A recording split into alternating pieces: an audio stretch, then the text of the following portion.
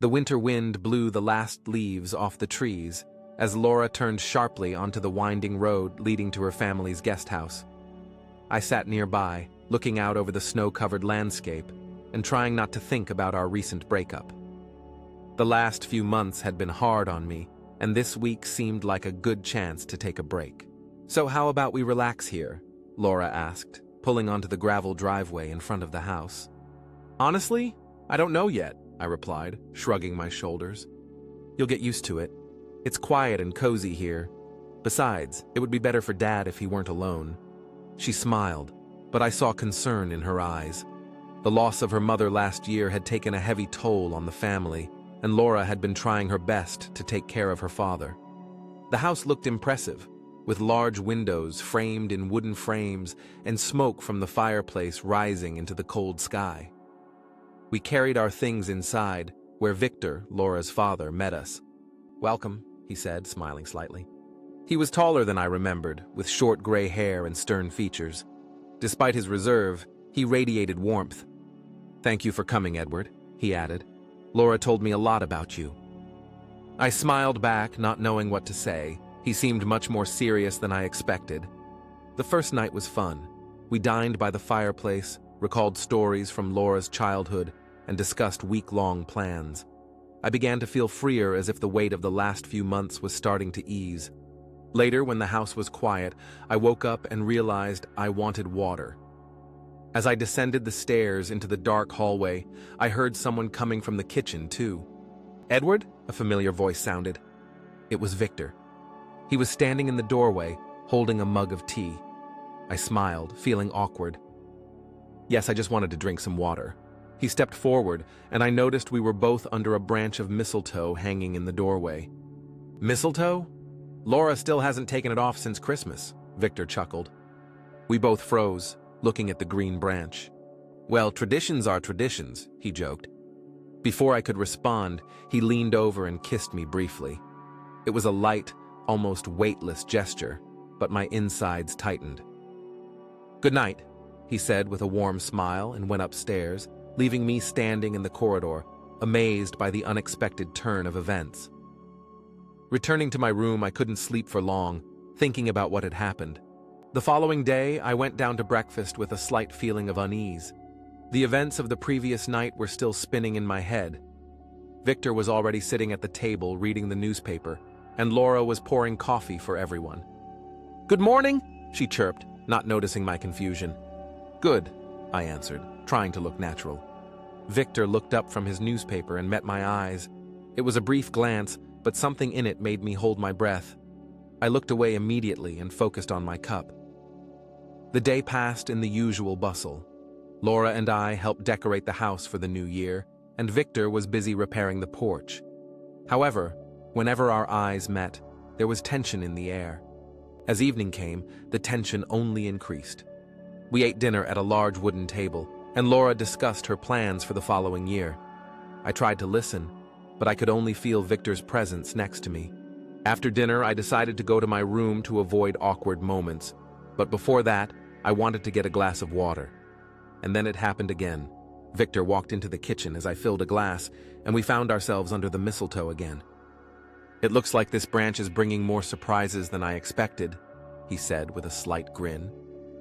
I wanted to answer something, but the words stuck in my throat. Victor came closer, and I felt my heart speed up. "Do you mind if we repeat what happened yesterday?" he asked jokingly, but there was confidence in his voice. This time, the kiss was different.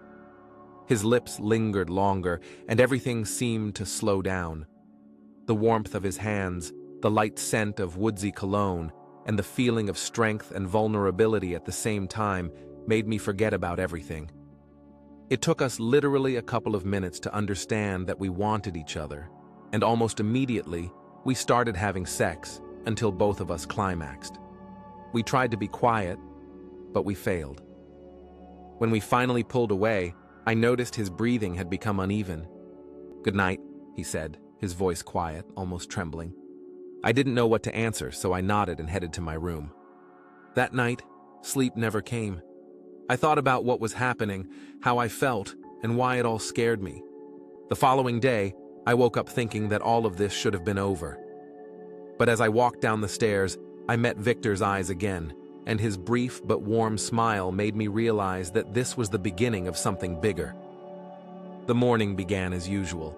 Laura turned up the radio in the kitchen, preparing breakfast, and Victor was once again immersed in the newspaper, sitting at the table. I tried to act naturally, but I was thrown off balance every time I met Victor's eyes. "You look sleepy," Laura noted, placing a cup of coffee before me. "I just couldn't fall asleep for a long time," I quickly answered, trying not to look in Victor's direction. He also seemed to avoid my gaze, but I still caught his short, furtive glances. This tension hung like an invisible string, ready to snap at any moment. I decided to help Laura clean the house to avoid thinking about it. We put away old boxes of Christmas decorations and found an old photo album. Laura enthusiastically showed me pictures from her childhood. "This is where Mom and Dad built this house," she said, holding up a black and white photograph of Victor and a younger version of her mother holding hammers. I smiled as I looked at the picture. Victor looked as focused as he did now, but his eyes showed more carelessness. After lunch, Victor suggested I walk in the woods to stretch my legs after a sedentary day. Laura stayed home, saying she had a few more boxes to unpack. We walked along snowy paths, the silence between us heavy but not oppressive. At some point, Victor stopped and turned to me. "Edward, I wanted to talk to you." I tensed, not knowing what to expect. "What happened twice," he began, lowering his gaze slightly, "was unexpected, but I don't regret it." These words stunned me. "I don't regret it either," I admitted. He nodded, and a tense silence fell between us. "But Laura," Victor continued, "she won't understand." I knew he was right. Laura had always protected her father and could have perceived this as a betrayal. "Maybe we should stop?" I suggested, although something inside me resisted these words. Victor didn't answer right away, but then he sighed and said, "Maybe." We continued walking, trying to get rid of the heavy thoughts, but this silence said more than any words. That evening, I felt his gaze on me again at dinner. Victor looked calm, but his eyes still betrayed the internal struggle. Laura, fortunately, did not notice anything, continuing to chat about plans for the new year. As I went to bed, I saw Victor in the hallway. Our eyes met for a moment and he smiled slightly. I smiled back, feeling that despite our words of ending, it was far from over. The next day, I felt like I was walking a tightrope. Laura was busy preparing for the new year, decorating the house, checking her shopping list, and endlessly calling friends. Victor, on the other hand, was like a shadow, calm, focused, and detached. I tried to keep myself busy by helping Laura hang up the lights and arrange the presents. But every time I noticed Victor, my heart began to beat faster. He also seemed to avoid direct communication, although I felt he was watching me. By evening, when the tension had become almost unbearable, I decided to go to bed early. But before going to my room, I went into the kitchen for a glass of water. And there was Victor again. He was standing under the mistletoe as if on purpose, leaning on the door frame and watching me with some strange grin. "You're here again," I said, feeling the words sound unnatural. "It looks like this branch is becoming part of our history," he replied, pointing to the mistletoe. I froze, not knowing what to say. Victor's gaze was too direct, too confident. "Maybe you should take it off." I tried to joke to lighten the mood. "Or maybe it's not worth it," he said, coming closer. I felt the tension between us ease. His gaze slid down to my lips and back to my eyes. I couldn't resist. Taking a step forward, I whispered, "Not here." Victor nodded and I headed towards my room, feeling him following me. His steps were quiet, but every movement seemed louder than any words. As we climbed the stairs and stopped at the door of my room, I turned to him. The moment seemed to last forever, and then he leaned down and kissed me. This kiss was different, more confident, filled with power and desire. But before we could go inside, I heard the sound of footsteps behind me. "What are you doing?" Laura's voice came out of the blue. She stood on the stairs, her eyes flashing. "Laura," Victor began, but she interrupted him. "And don't you dare, Dad, and you, Edward, how could you?" Her anger was almost palpable. Victor tried to explain, but her fury only grew. "I trusted you!" she shouted, turning to me. "Laura, calm down," Victor intervened. "Calm down? Are you kidding me?" Her voice trembled with emotion. Suddenly, Victor grabbed his chest, his face distorted with pain. "Daddy!" Laura screamed, her anger instantly turning to horror. He fell to his knees and I caught him, trying to support him. "Call an ambulance!" I shouted while Laura was already looking for the phone. That night was a turning point for us all. The ambulance arrived quicker than I expected. The minutes dragged on like hours. Laura was panicking, standing next to Victor and clutching his hand as if she feared he would disappear if she let go. I tried to remain calm, although everything inside me was clenched with fear. "Daddy, hold on," Laura whispered as we supported him on the floor. Victor was breathing heavily, his hand still on his chest. I stepped back as the medics entered the house, giving them room to examine him. "It's a heart attack," one of them said, checking his pulse. "We must get him to the hospital as fast as possible." When they loaded him onto the stretcher, Laura didn't move a step. I saw her face turn pale, her eyes glistening with tears. "I'll go with him," she said firmly, looking at the medics. "I'll go too," I added, ignoring her look, full of pain and anger. In the ambulance, I sat in the corner, watching Laura squeeze Victor's hand. Her face was tense, her lips trembled, but she said nothing. When we got to the hospital, Victor was immediately taken for examination. Laura and I were left in the hallway, surrounded by white walls and harsh light from the lamps. "It's my fault," she suddenly said, breaking the silence. "What?" I asked, surprised. "If I hadn't yelled at him, this wouldn't have happened."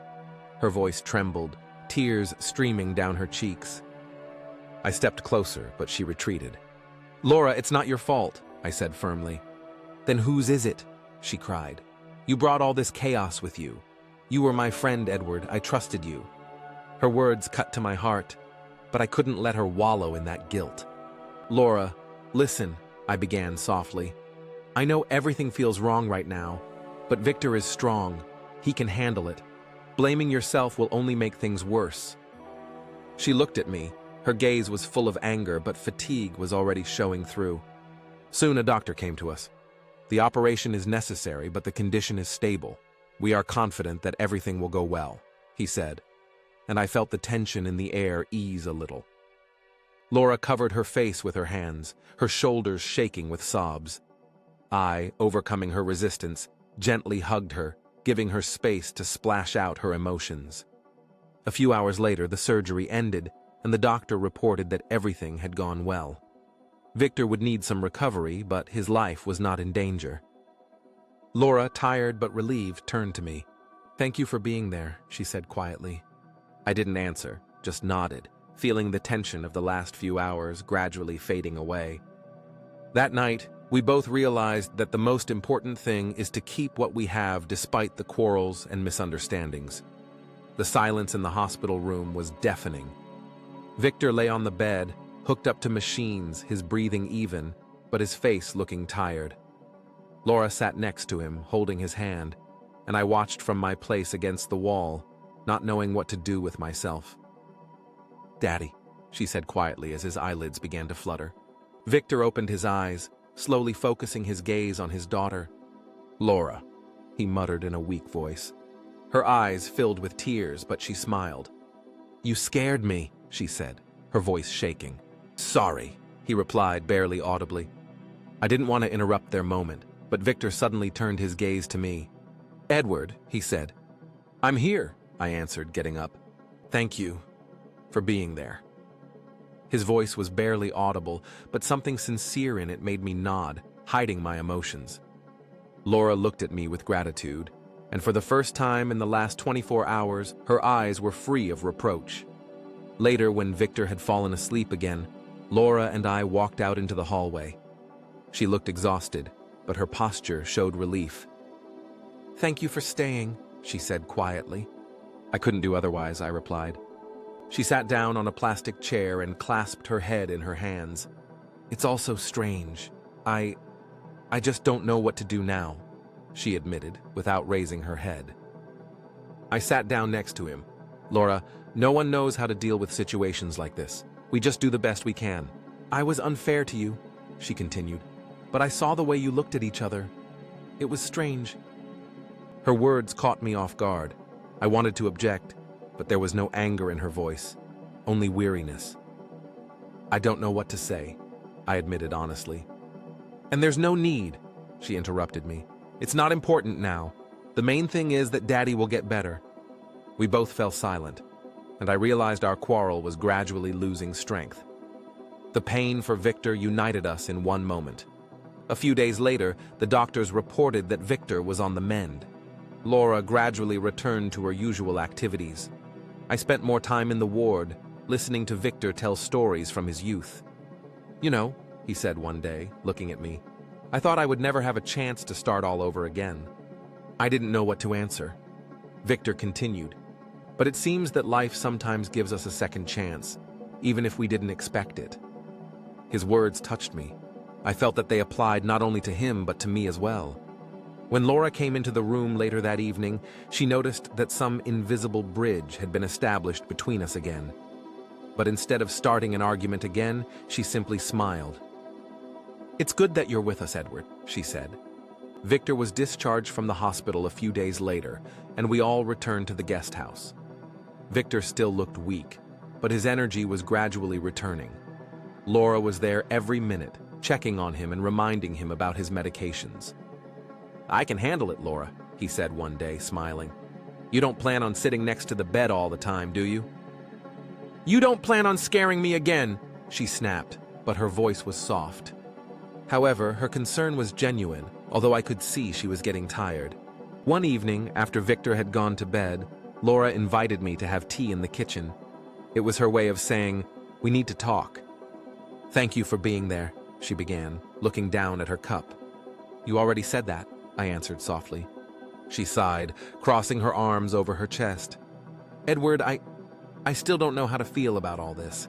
For what exactly? I asked cautiously. To you and Dad, she answered directly. I tensed, but her voice sounded more thoughtful than accusatory. It's hard to explain, Laura. It all happened unexpectedly, I admitted. She nodded, looking out the window. I never thought he would be able to find someone after Mom. I'm used to being around him and taking care of him. That's okay, I said. You want to protect him. But I can't be his everything, she continued, her voice shaking. I saw the way he looked at you in the hospital. He's happy, and that scares me. I didn't know what to answer. These words were a confession I hadn't expected. Laura, I never wanted to come between you, I said quietly. She shook her head. You didn't get up. It's just that I wasn't ready for change. Her voice became quieter, and she suddenly looked at me with a slight smile. You know Mom would approve. She always wanted Dad to find happiness again. I froze, stunned by her words. Do you really think so? Yes, she answered confidently. I just needed time to accept it. Her words lifted a heavy weight from my shoulders. For the first time, I felt trust being restored between us. When we had finished our tea, Laura suggested lighting the fireplace in the living room. We sat together before the fire, discussing Victor and the future. I realized that this conversation had changed both of us. Later, when I went to my room, I paused momentarily at Victor's door. I opened it quietly to make sure he was okay. He was asleep, but his face looked peaceful. I quietly closed the door and realized that this day had become an essential step for all of us. Returning to the guest house after the hospital should have been a relief, but tension still hung in the air. Victor spent more time in his room, resting and recuperating, while Laura rushed between him and the household chores. I felt like a third wheel, unsure how to fit into this new reality. Laura approached me in the living room the second evening after my return. Edward, she began, sitting on the sofa's edge.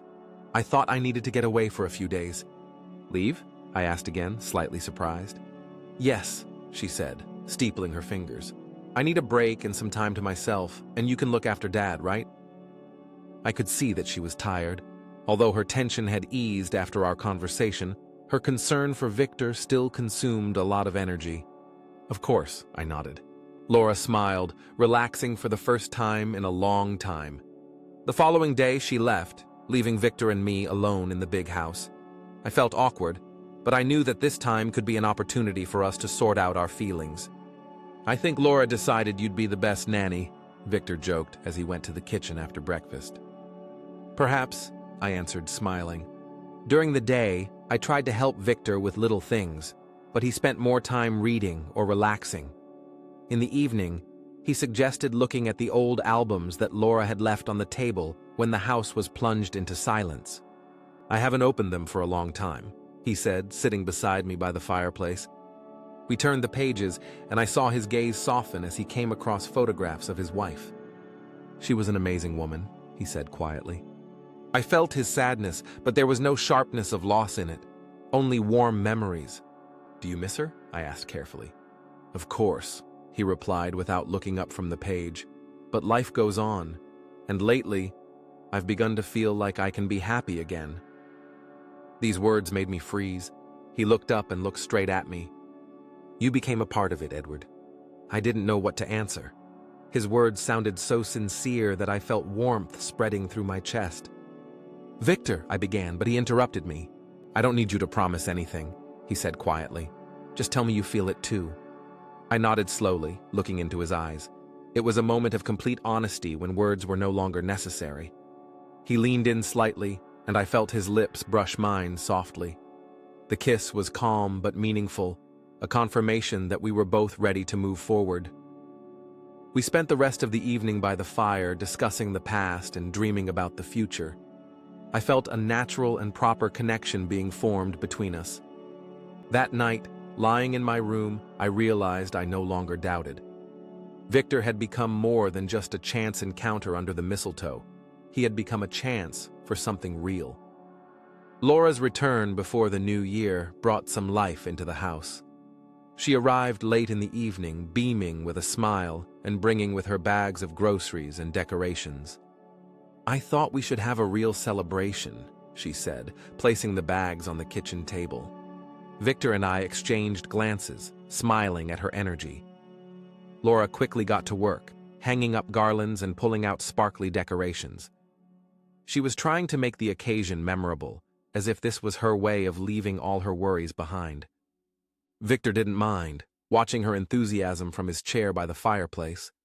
I tried to help, but I soon realized that it was better to just follow her instructions without interfering. When evening came, the house was transformed. The Christmas tree was twinkling with lights. Glasses of champagne were on the table, and the wood was quietly crackling in the fireplace. "That's much better," Laura said, admiring the result. The three of us sat down at the table. Dinner was cozy, filled with laughter and warm conversation. Laura talked about her plans for the coming year. Victor teased her about her ambition, and I enjoyed the moment, feeling like part of their family. We gathered in the living room at midnight to celebrate the new year.